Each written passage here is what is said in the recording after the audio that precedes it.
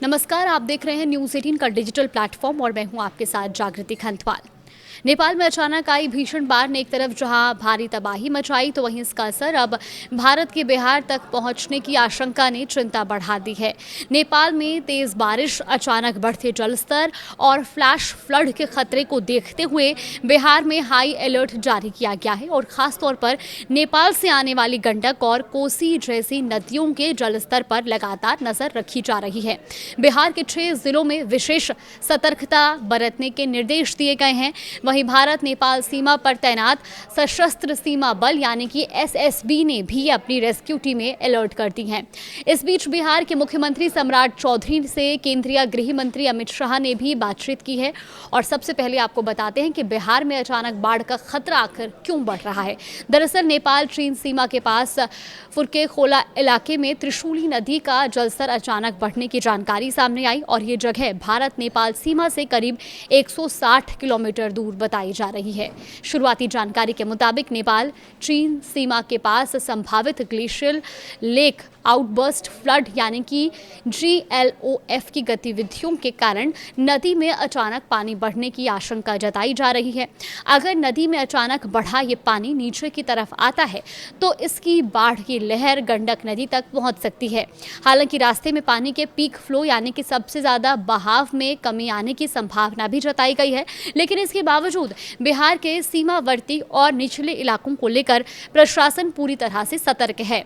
अधिकारियों को निर्देश भी दिया गया कि गंडक नदी के जलस्तर पर लगातार नजर रखी जाए, साथ ही संवेदनशील और निचले इलाकों की निगरानी बढ़ाई जाए ताकि अगर पानी तेजी से बढ़ता है तो समय रहते एहतियाती कदम उठाए जा सके। गंडक बैराज को लेकर भी खास निर्देश दिए गए हैं।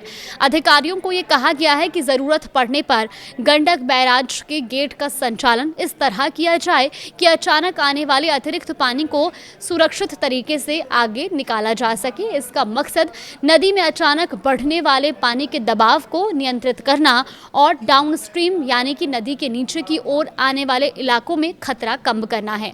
और अब बात उन जिलों की जहां खास निगरानी रखी जा रही है। दरअसल गंडक बेसिन में पश्चिम चंपारण, पूर्वी चंपारण, गोपालगंज, सारण और वैशाली जैसे जिले आते हैं, तो वहीं कोसी बेसिन में सुपौल, सहरसा, मधेपुरा और साथ ही अररिया जैसे जिले शामिल हैं।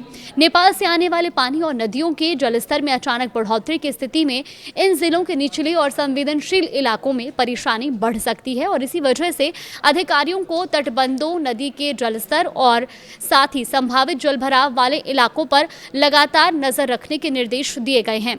ये अलर्ट इसलिए भी महत्वपूर्ण है क्योंकि गंडक और कोसी समेत बिहार की कई प्रमुख नदियों के जलग्रहण क्षेत्र नेपाल हैं और नेपाल के पहाड़ी इलाकों में भारी बारिश या अचानक बाढ़ आने का सीधा असर बिहार की नदियों के जलस्तर पर भी पड़ सकता है।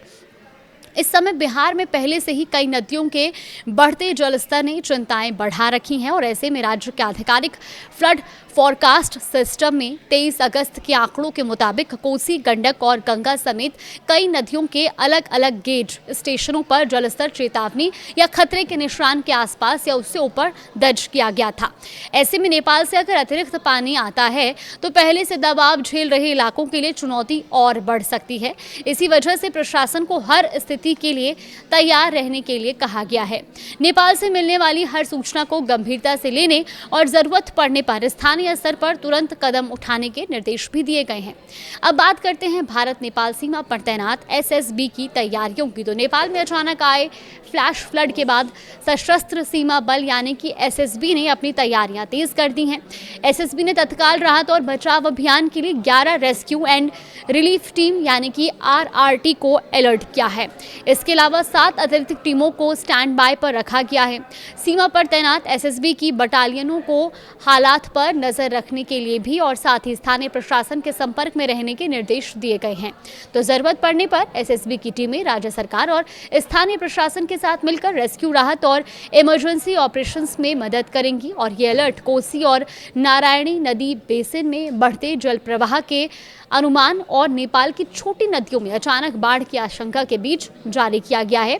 इसके अलावा उत्तर प्रदेश और उत्तराखंड के उन संवेदनशील जिलों पर भी नजर रखी जा रही है जो घाघरा यानी की कर्णाली और साथ ही महाकाली नदी से जुड़े हैं। यानी नेपाल में बाढ़ की स्थिति सिर्फ बिहार के लिए ही नहीं बल्कि भारत के नेपाल सीमा से जुड़े दूसरे राज्यों के लिए भी चिंता का विषय बनी हुई है। अब आपको नेपाल के रसुआ जिले की स्थिति भी बताते हैं, जहां बुधवार सुबह अचानक बाढ़ आई और भारी तबाही मची। दरअसल रसुआ में तिब्बत की ओर से आए तेज पानी के बाद भोटेकोशी नदी का जलस्तर अचानक बढ़ गया।